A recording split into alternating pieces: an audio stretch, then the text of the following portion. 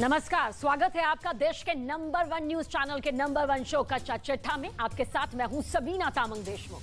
Putin को हमेशा सख्त फैसला लेने के लिए जाना जाता है, लेकिन इस बार उन्होंने ऐसा फैसला लिया जिस पर किसी को भरोसा नहीं हो रहा है। पुतिन यूक्रेन के अंदर एक ऐसी ब्रिगेड उतारने पर विचार कर रहे हैं, सोच रहे हैं, जिसका महायुद्ध में कामयाबी का रेट 99.99% रहा है।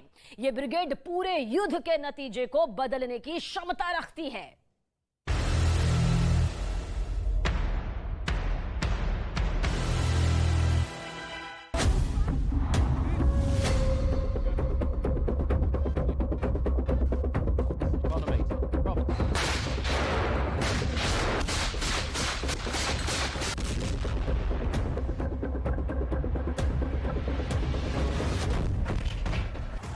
पुतिन का नाम दुनिया के इतिहास में उस किरदार की तरह याद किए जाएंगे जिसने कभी अपने राष्ट्र के हितों से समझौता नहीं किया।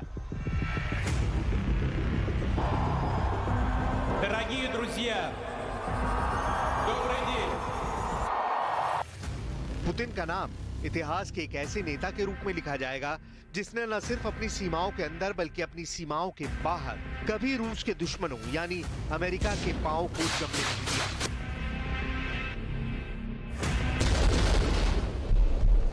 पुतिन एक बहुत महत्वाकांक्षी नेता हैं और वो ये जानते हैं कि उनके किस कदम को दुनिया किस रूप में देखेगी। इसलिए अब वो एक ऐसा ही और कदम उठाने जा रहे हैं जो उनको बहुत बड़ी प्रसिद्धि दिलाने जा रहा है। Сегодняшняя церемония награждения.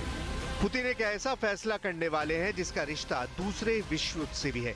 पुतिन रूस की सबसे बड़ी ताकत को अब युद्ध के मैदान में उतारने जा रहे हैं, जिसने कभी सेकेंड वर्ल्ड वॉर को भी पलट कर रख दिया था और जंग में जिसके जौहर को आज भी दुनिया याद करती है।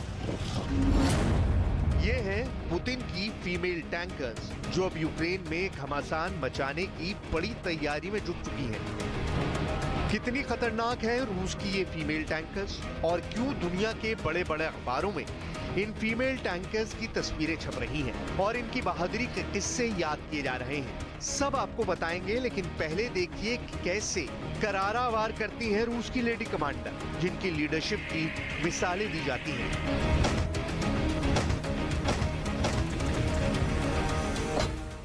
За Ольгу Сергеевну Курсу, за Марию Пирогову, за всех погибших мирных. Что, ребят, огонь? Выстрел! Пошла жара. Еще раз. Еще один. Команду давай.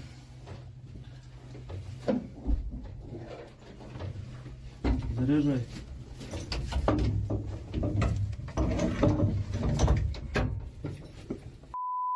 Любовь и пидорасы, вам отдельный привет от меня и моей семьи из Рязани. Мишаня, Саня, Маман, Папуля. Выстрел! Хорошо пошла. ये है रूस की वो फीमेल आर्मी जिसके अंदर कोई खौफ नहीं है, जिसके चेहरे पर कोई शिकन नजर नहीं आती है, जो जंग के मैदान में भी मुकाबला करने की क्षमता रखती है।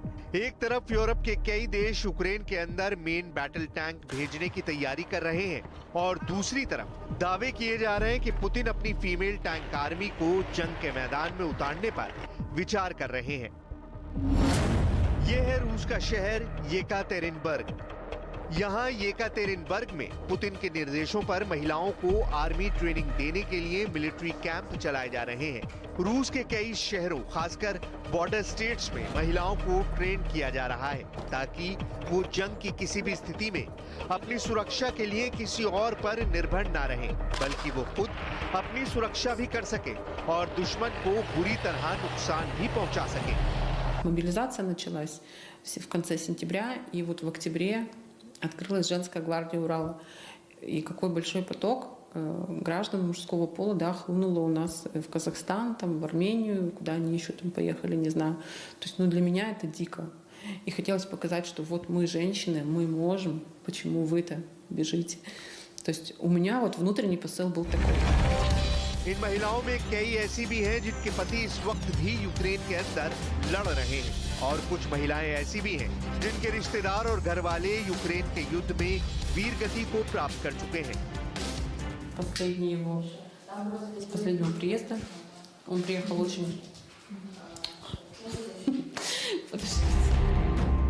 रूस की इन महिलाओं की आंखों में आज आंसू जरूर हैं, लेकिन अब ये बदला लेने के लिए खुद भी मिलिट्री ट्रेनिंग ले रही हैं और इनकी मिलिट्री ट्रेनिंग में अहम भूमिका निभा रही है ओल्गा। Основная глобальная цель – это поднятие патриотического духа нашего населения. Мы патриоты, мы должны показать, что Россия, мы хотим, чтобы нас видели, что мы патриоты, чтобы нас все другие люди заразились этой идеей. Хотя я думаю, что каждый человек, живущий на территории России, уже является патриотом априори. И чтобы другие страны видели, что Россия объединенная, добрая страна и патриотическая.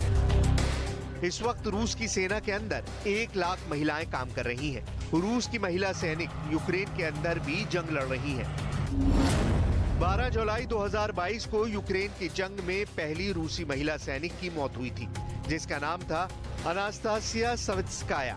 अनास्तासिया की उम्र 35 साल थी। अभी इंटरनेशनल वुमेन्स डे के दिन पुतिन ने रूस की महिलाओं का उत्साह बढ़ाया था और कई क्षेत्रों में विशेष उपलब्धियों के लिए महिलाओं को सम्मानित भी किया था। इस मौके पर पुतिन ने यूक्रेन के युद्ध का जिक्र भी किया था। पुतिन अपनी फीमेल आर्मी पर बहुत फख्र करते हैं। Сегодня хочу отдельно поздравить женщин-военнослужащих, которые избрали для себя высочайшую миссию – защиту Родины.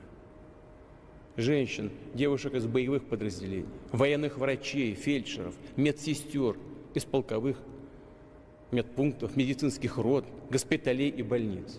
Тех, кто с риском для собственной жизни на передовой спасает раненых. रूस की महिला सैनिकों का इतिहास काफी गौरवपूर्ण रहा है। फर्स्ट वर्ल्ड वॉर में भी रूस की महिला सैनिकों ने युद्ध में हिस्सा लिया था और सेकेंड वर्ल्ड वॉर में भी रूस की महिला ब्रिगेड ने अपना लोहा मनवाया था।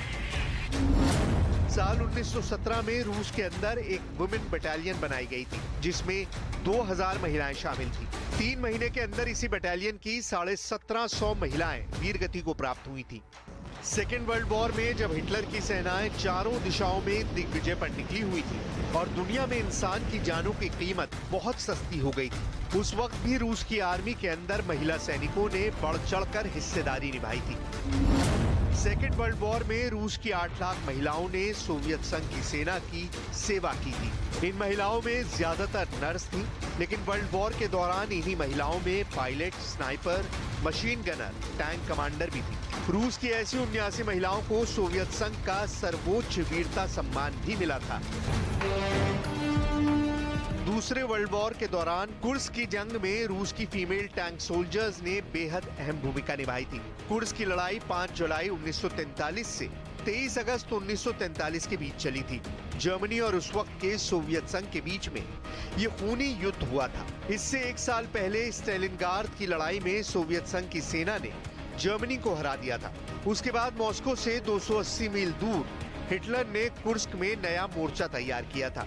जर्मनी ने कुर्स्क में मोर्चे पर 5 लाख सैनिक, 10,000 मोर्टार और तोपखाने, 2,500 लड़ाकू विमान और 2700 टैंक जमा किए थे। सोवियत सेना ने 10 लाख से ज्यादा सैनिक, 20,000 से ज्यादा तोपखाने और मोर्टार, 2,650 लड़ाकू विमान और 3,600 टैंकों का इस्तेमाल किया था।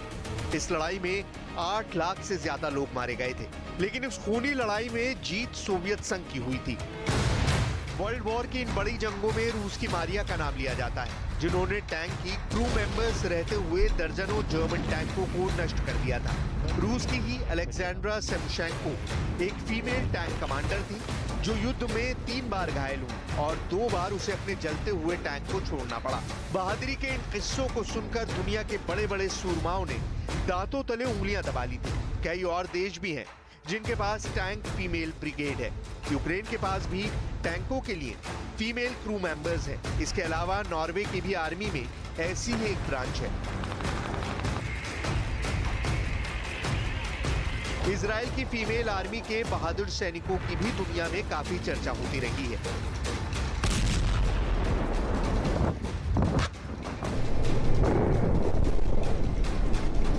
लेकिन अब यूक्रेन की जंग में क्या पुतिन अपनी फीमेल टैंकर उतारने वाले हैं? इसका जवाब जल्द मिलने वाला है।